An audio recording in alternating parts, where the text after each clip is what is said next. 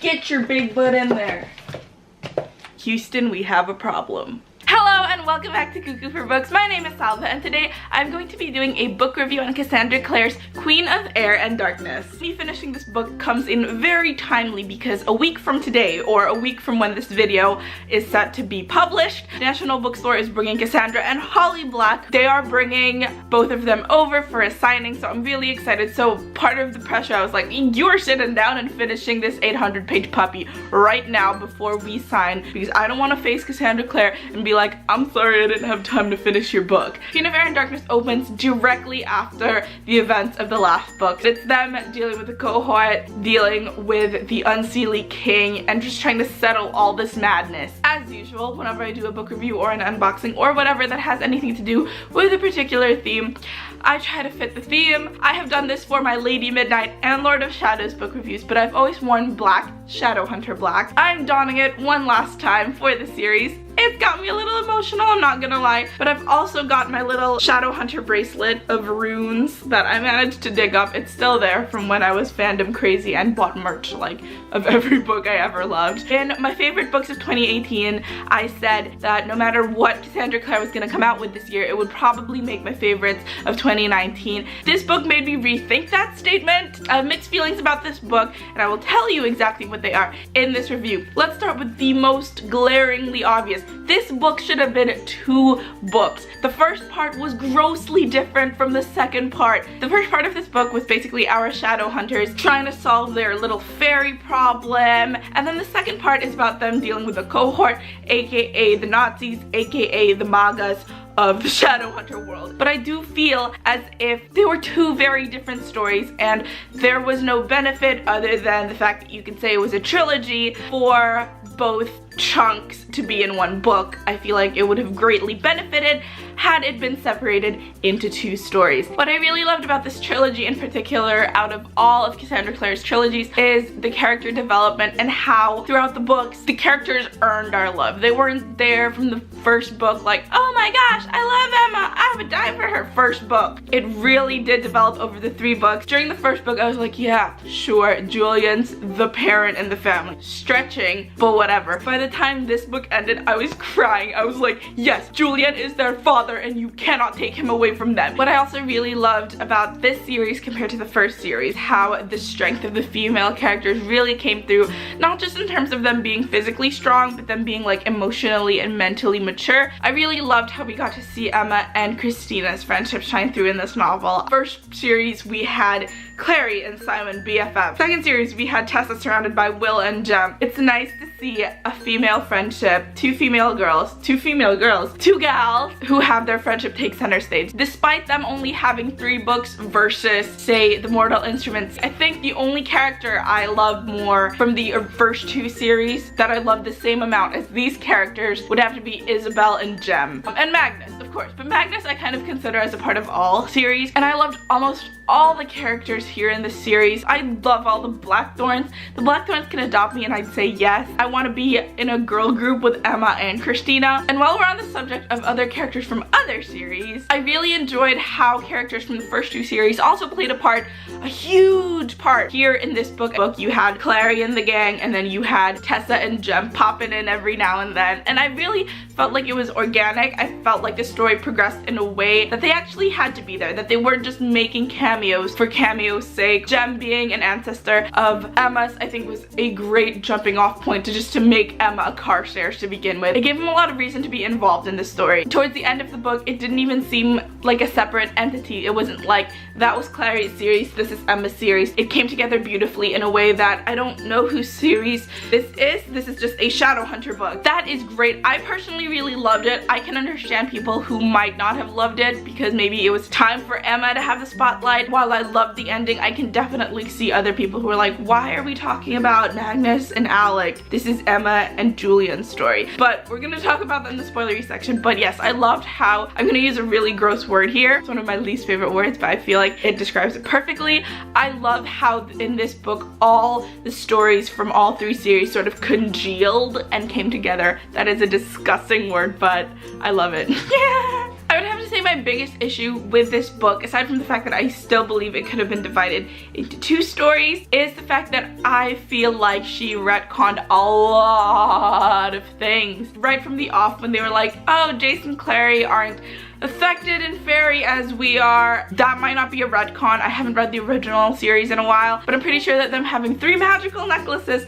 that somehow managed to keep them safe from time change in fairy is definitely something that was added in this book, because last book they were struggling. They were trying to figure out, how do we not waste like a decade here in fairy? And that also happened towards the end, where a character, I'm not gonna state who, was like, I thought Shadowhunter blood bred true, and then they actually say it in the novel like, well, yeah, for the most part, like, he could have, but in this case it didn't. So it's like basically a retcon. Like, you're saying usually it does happen, but in this case it didn't, because we need to make this case special for plot purposes. Also, towards the end, I feel like 75% of the way through the book, our main characters face near-death experiences like that. Like, boom, boom, you're almost gonna die, you're almost gonna die, we're all almost gonna die, ah! Deep down I knew, come on, Cassandra Clare would never do anything to hurt her and our precious baby Magnus. Like, there's no way Magnus is really gonna die, or there's no way Jace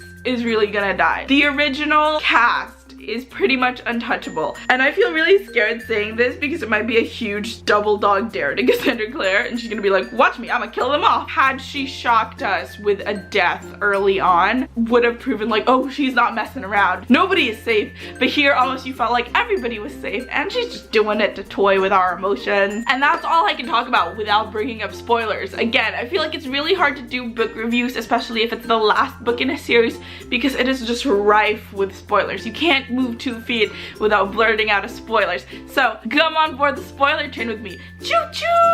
First of all, I would just like to say something. This is personal preference. I am terrified by the idea that somewhere else there is an alternate universe of me doing something different, and if I had made a different choice, it would have turned out to be that universe. And this book had like 200 pages set in an alternate universe. That freaked me out so much. I could not wait until they got out of Thule. I also don't see the point, because it is an alternate universe, and therefore nothing you really do there has much of any consequence once you bring it back to the real world, right? That Thule bit was just...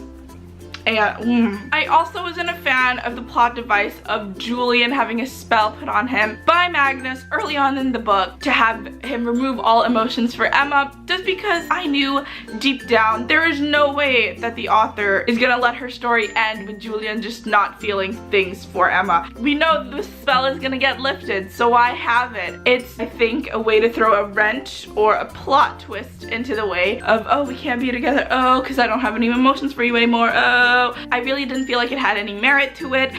So they are in a polyamorous relationship. I thought that the build-up throughout the 3 books leading up to the conclusion of, yes, we are going to be in a polyamorous couple, throuple, I don't know what you call it, in a relationship with 3 people. I thought that the build-up was really very well done. It had me believing it towards the end, like, oh yeah, that is the logical answer. They belong together, all 3 of them. You know, he's fairy, he doesn't really have mortal ideas on what it means to be in a relationship, so sure, yes, I believe it. My one complaint was somehow them being polyamorous suddenly meant Christina was the damsel in distress, but she redeemed that by freaking killing King Oban. Oh my gosh, I loved it. I loved that she was the one who was able to slay the Unseelie King. There were 2 times in the novel. They weren't huge plot points, but they were just a little bit enough to like irk me. First one would be, I think they were just on the way home. I think Christina and Kieran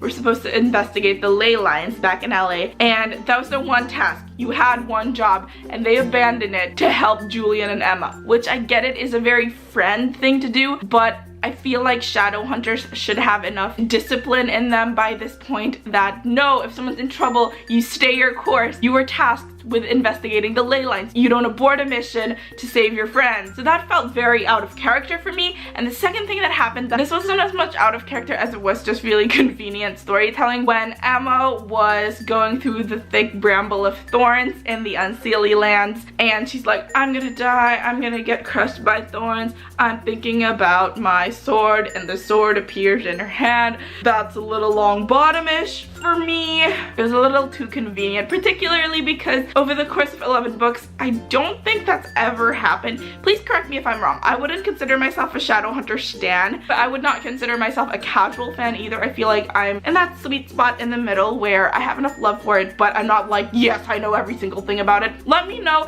if a sword has magically appeared before just because the owner thought it. If not, it's very Longbottomish. It's very Potter to me. Two big emotional moments for me in this book. Kaylee's death. Why did Kaylee have to die? It's been 6 books. She's minding her own business in her fairy world. Why would you bring her up again to say, yeah, she got killed? About 50 pages later, you see another fairy wearing a Justice for Kaylee shirt, and I'm like, dang straight I want justice for Kaylee. She's been minding her own business. She's not even part of the main storyline. She was a cute little cameo that had a crush on Jace like 100 books ago, and now you kill her? So that was the part when I was really like, Terry Crews' voice from Brooklyn Nine-Nine. I was like, why?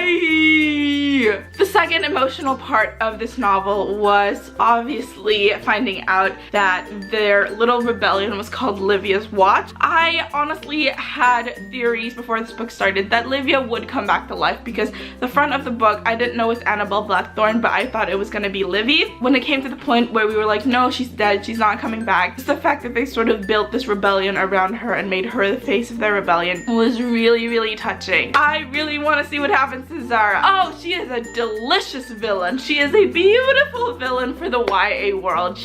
I would love to see just how maniacal she can get and how brainwashed she is. Female villains have sort of been the side villains in Shadowhunter books. Big bads are usually dudes, so I would really love to see Zara take center stage as this like evil Nazi MAGA crazy lady who is so brainwashed, and I want to see what she does in future books. The ending, well, I like to think that this book has a lot of different endings because a lot of things were tied up. The actual ending of the book with Magnus and Alex's wedding. I'm a sucker for a good wedding. I am now convinced that beach weddings are totally romantic. I've never been a fan. After reading this book, I'm like, I'm totally a fan. Talking about the actual ending where there is a Thule Jace in our world, we've sort of had things unanswered when it comes to Kit and Ty. So I'm excited to see especially how Kit develops in the future series. When it comes to the ending of the Dark War, I thought, you know, when the battle was happening, I was like, okay, so the Giants thing happened. Of course, their Parabatai curse is broken because we have to have a happy ending. Had it been my choice, I think I would have loved seeing Julian and Emma go into exile. Emma's like, I don't understand. Everything is going my way and I get to keep it. I'm like, yeah, dude, that doesn't happen in real life. She literally gets everything she's ever dreamed of to no detriment to her. Like, she didn't have to give anything up. So I feel like them going into exile or agreeing that they couldn't be with each other or something, Emma dying, it would have made for a more realistic ending. And then I thought, okay, so that happened. What's gonna happen to the cohort? Okay, they're standing trial. Send them to prison. What actually happened was my favorite part in the entire book. Like, when Zara got the knife and she was like, leave Idris or I'ma slit my throat, and then everyone in the cohort did the same thing. That led to essentially the clave being divided, the clave in Alicant and the clave in exile. And that just sets us up, I think, for a great next series because I would love to see just how that plays out. How are you going to work with two claves in the world? There's something so haunting and rewarding about the idea that the bad guys are now locked in a prison of their own making. Like, sure, they get the capital, but they also can't ever leave again. All in all, this book ending just makes me way more excited for the next series in the book. Of course, there is also the Magnus and Alex series that we can look forward to. I don't think it's part of the main canon, but more of the offshoots, just like the Bane Chronicles were, and I'm very excited for those too. But I received an arc of it from my good friend JM through his Book Pass project, so I'm really excited to dive into that. It comes out in April, so I'm gonna try to read and review it before then. And of course, lots of Shadowhunter things happening. Sure, we don't have a movie, sure, we don't have a TV series, so what? We've got a Malik book coming, we've got a new series coming, and Cassandra Clare is coming to Manila. I am so excited. I hope to see you guys there. I don't know how else to end this book review except to end with, oh my gosh, I might actually see the author soon. I think that's the best way to end any book review. And that about does it for my Queen of Air and Darkness book review. You can follow me on my other bookish adventures on Twitter at Cuckoo for Books, and on Instagram I'm at Cuckoo for Books, but I'm also at Salva Villarasa. Please subscribe, and I will see you guys next Sunday. Bye guys!